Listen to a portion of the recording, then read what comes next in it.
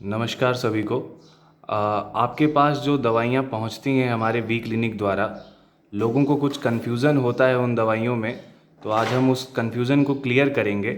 देखिए, आपके पास जो किट्स जाती हैं दवाइयों की, उसमें पाइल्स की, फिस्चुला की और फिशर की दवाइयाँ होती हैं। देखिए, मैं आपको एक एक करके दवाइयाँ समझाऊँगा। पहली दवा आपके सामने जो आएगी वो टैबलेट्स होंगी, ठीक है। आपके पास जो ये बॉटल जाएगी उसमें देखिए किसी पे 2 टैबलेट लिखा होगा, किसी पे 4 टैबलेट लिखा होगा, ठीक है। तो उसको आपको इसी तरीके से लेना है कि 2-2 टैबलेट या 4-4 टैबलेट आपको मुंह में डाल के चूसनी होती है दिन में 3 बार।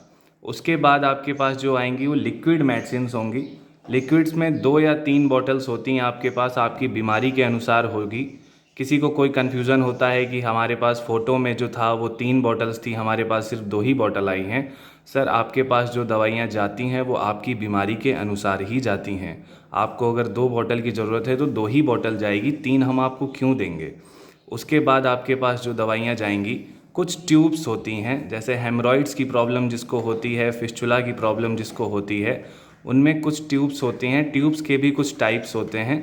देखिए, ये पहले प्रकार का ट्यूब है, उसके बाद ये दूसरे प्रकार का ट्यूब है। इसी तरह से कोई और भी आपका ट्यूब हो सकता है, ठीक है। तो कोई कन्फ्यूज़न नहीं है कि फ़ोटो में हमें कोई और चीज़ दिखाई गई थी और हमें दिया कुछ और गया है। ये आपकी बीमारी के अनुसार ही दिया गया है आपको। उसके बाद आपको सबसे ज़्यादा जो कन्फ्यूज़न होता है पेशेंट्स को, वो जो छोटी छोटी डिब्बियाँ होती हैं जिसको स्टैट मेडिसिन्स बोलते हैं, ये आपके पास 1 भी जा सकती है, ये आपके पास 2 से 3 भी जा सकती है।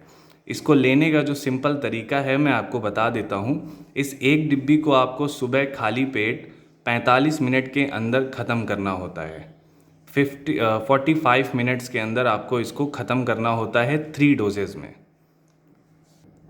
ठीक है। अब इसके बाद जो आपकी दवाइयाँ बचती हैं उसमें एक आती है कॉन्स्टोवी टैब। ज़्यादातर लोगों को इसमें कन्फ्यूज़न होता है कि ये एक लेनी है कि आधी लेनी है। सर, इसमें लिखा होता है 1/2। आधी टैबलेट रोज़ रात को आपको खाना खाने के बाद लेनी होती है और सिंपल पानी से लेनी होती है, दूध के साथ ये गोली नहीं खानी होती है किसी को भी।